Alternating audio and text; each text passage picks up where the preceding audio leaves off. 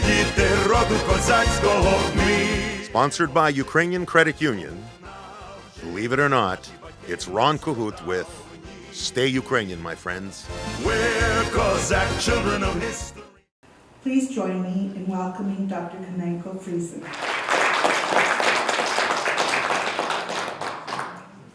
Well, it really is a great pleasure for me to be here in this fantastic building and being surrounded by such a fantastic audience.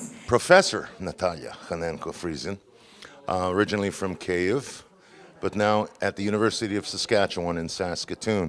How's that working out for you? It is quite a distance, of course, as you can imagine, from Kyiv, being the capital in Ukraine, living now on the prairies, and working now for the wonderful, wonderful University of Saskatchewan. The name of the book is Ukrainian Otherlands.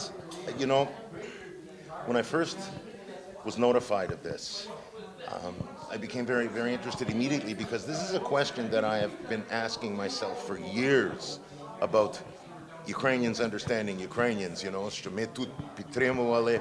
and they're coming to us, and then they bring this completely new culture to us that we've never seen. And you know, is it prejudice? Is it just stubborn Ukrainians? Is it purely emotional?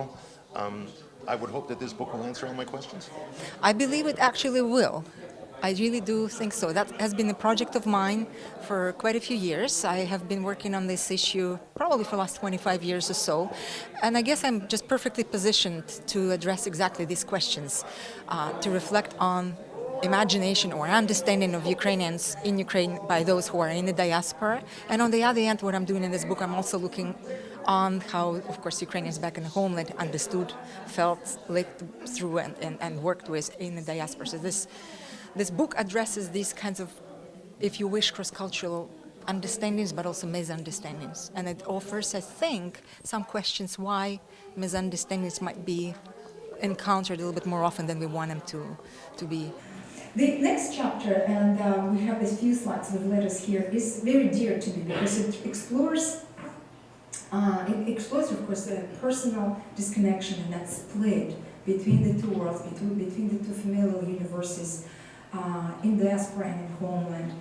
I'm a cultural anthropologist. Yes. My work involves studying the perspective of people in one place vis-a-vis the others elsewhere. So when I move myself from place to place, from community to community, when I place myself as an anthropologist in the midst of whoever's life, I always understand or try to understand the local perspective.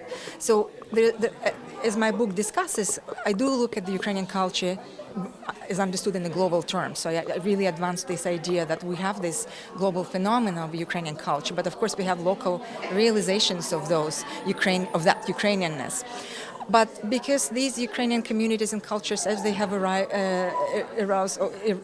appeared in the world with the end of the 19th century, they have been rerouted in different locations and different civilizations and on different continents, and of course they've embraced a lot of local flavor, lots of local values, and so on and so forth. They've become different. And it's always easy, to look back and talk about homeland and study Krai and so on and so forth. But when it comes down to explaining to my folks and people, I go back to Ukraine and who I revisit and speak about my book, about my experiences in these other locations where Ukrainians live.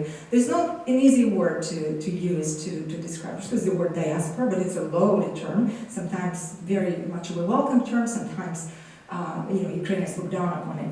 Mainly the most recent immigration, the forced waivers and so on and so forth, which of course has been stretched over quite a period of time, is merely a repetition of what other immigration waves were like when it came down to for them to settle in Canada with previous Ukrainian community already in place.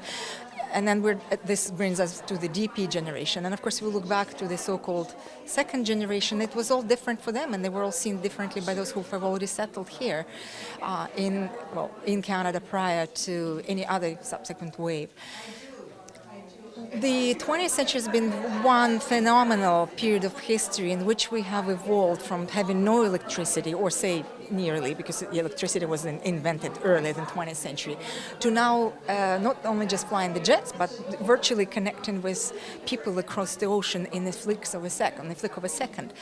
And so these sort of fundamental changes which have been happening throughout the 20th century, mostly throughout the 60s, but especially with the new technologies of communication through the 90s, have allowed the homeland Ukrainians to become part of the world and embrace the world, and therefore that has changed them. I guess that means it was always there. It was always there, but it also has changed them. They wanted to be part of the bigger world, and of course, when they may have been coming to Canada, they wanted this big world, which in the eyes of the, say, forced waivers, may be the mainstream Canada rather than the Ukrainian Canada, because the Ukrainian Canada is something that they knew. It took you longer than a couple of weeks, I suppose.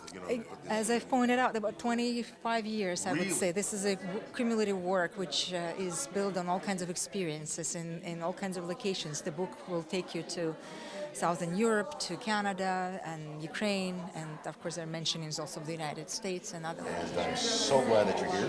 Thank you. We hope you have a very pleasant evening and all the best. And I usually end off with saying "Stay Ukrainian, my friends," the name of my segment. But I think you're Ukrainian enough. You don't have to stay anymore. Thank you. Thank you. It was a pleasure talking to you. Yes. Ми діти роду козацького, ми. Sponsored by Ukrainian Credit Union. Believe it or not, it's Ron Cahut with "Stay Ukrainian, my friends." We're Cossack children of history.